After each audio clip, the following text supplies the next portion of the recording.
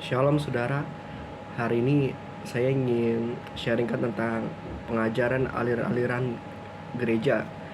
Mungkin ya banyak gitu kan sekarang ini yang memperdebatkan gitu kan. Wah wah ajaran ini tidak alkitabiah. Wah gereja ini ajaran sesat. Wah gereja ini em, apa namanya menjual karunia. Wah pokoknya banyak lah gitu kan. Jadi saling serang gitu saudara, antar denominasi gereja dan antar hamba Tuhan.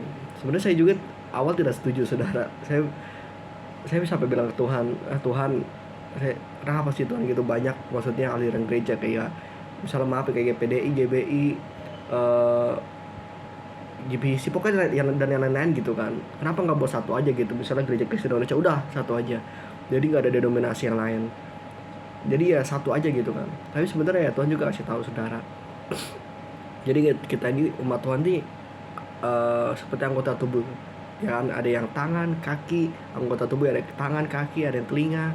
Dan masing-masing kita ini saudara, masing-masing gereja Tuhan tuh punya panggilannya gitu kan.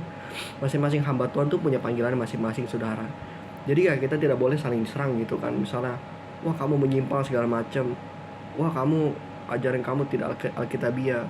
Karena ini saudara, eh, kan seperti ada yang gereja panggilannya peperangan alam roh, ada lagi yang pengembalaan, ada lagi yang penginjilan, ada lagi yang bermacam-macam lah saudara.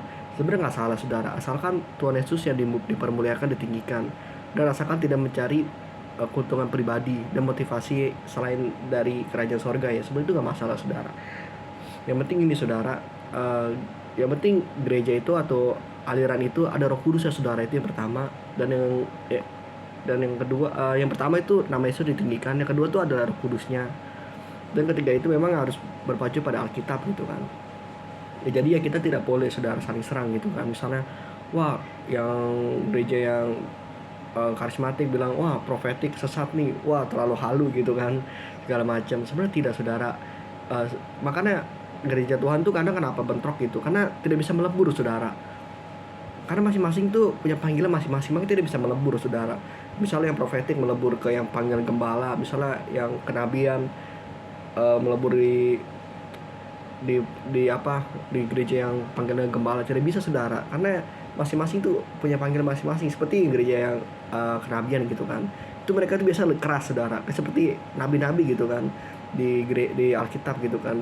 Alkitab, nabi-nabi itu kan tugasnya menegur ya kan, terus menyampaikan pesan Tuhan ya kan, biasa tuh keras-keras saudara. Dan biasa penggembalaan ini biasa yang lemah lembut gitu kan, seorang gembala gitu kan, maka tidak bisa melebur saudara. Makanya tidak usah gitu gereja-gereja Tuhan saling serang, hamba-hamba Tuhan saling serang, toh sama-sama Tuhan Yesus kok. Kalau misalnya kita saling serang gitu, kalau kita saling serang, kita urusannya bukan sama gereja atau siapapun saudara, urusan sama Tuhan loh, itu pekerjaan Tuhan. Jadi ya saudara tidak usah lagi gitu kan hamba Tuhan saling serang. Kayak misalnya, wah hamba hamba Tuhan ini katanya bisa ngomong sama Tuhan, wah kan nggak alkitabiah, Tuhan tuh cuma bicara dari, jadi banyak saudara, akhirnya jadi pertentangan saudara. Sebenarnya jangan seperti itu saudara, jangan jangan kita membatasi kuasa Tuhan juga gitu kan, gereja-gereja Tuhan. Yang penting yang pertama itu ya kita harus permulakan nama Tuhan, gereja Tuhan. Dan kedua, gereja itu harus ada Roh Kudus saudara, ada pekerjaan Roh Kudus. Kalau gereja tidak ada Roh Kudus saudara, maka akan mati saudara. Bukan mati dalam dalam kata tutup saudara, tidak. Jadi ya jemaat-jemaat ini hanya bergereja hanya karena rutinitas saudara, karena tidak ada api rohnya saudara, jadi hanya kedagingan saja. Makanya itu uh, yang akan menimbulkan jemaat itu bosan saudara. Khotbahnya tidak ada urapan, penyembahannya tidak ada urapan, karena tidak ada Roh Kudus saudara, tidak ada pekerjaan Roh Kudusnya. Makanya penting saudara, kita gitu kan, hamba-hamba Tuhan, gereja-gereja Tuhan, kita harus apa namanya menghadirkan Roh Kudus gitu kan. Kita jangan batasi kuasa Tuhan. Jadi ya ada beberapa gereja juga yang anti ngeroh gitu kan. Sebenarnya, nah kalau ini saya tidak setuju saudara sebenarnya. Kalau ini mungkin pengecualian ya.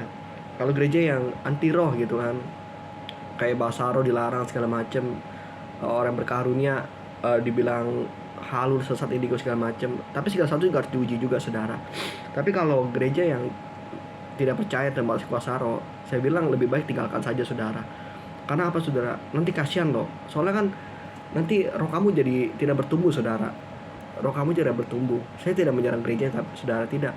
Tapi ya saya berdoa, tapi gereja-gereja seperti itu bertobat, ya kan? Kita harus, karena ini roh itu seperti server saudara, seperti koneksi kita kepada Tuhan. Kalau roh kita mati gitu kan, kalau ibarat kita hanya kedagingan, itu yang ada ya biasa-biasa saja saudara. Kamu datang seperti kamu pulang, tidak terjadi apa-apa, kering gitu kan.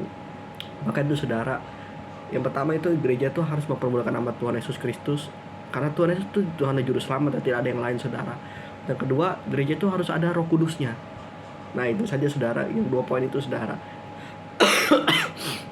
Jadi tidak usah lagi saudara gereja-gereja saling serang, karena masing-masing itu punya panggilannya masing-masing. Itu saja saudara. Tuhan Yesus memberkati.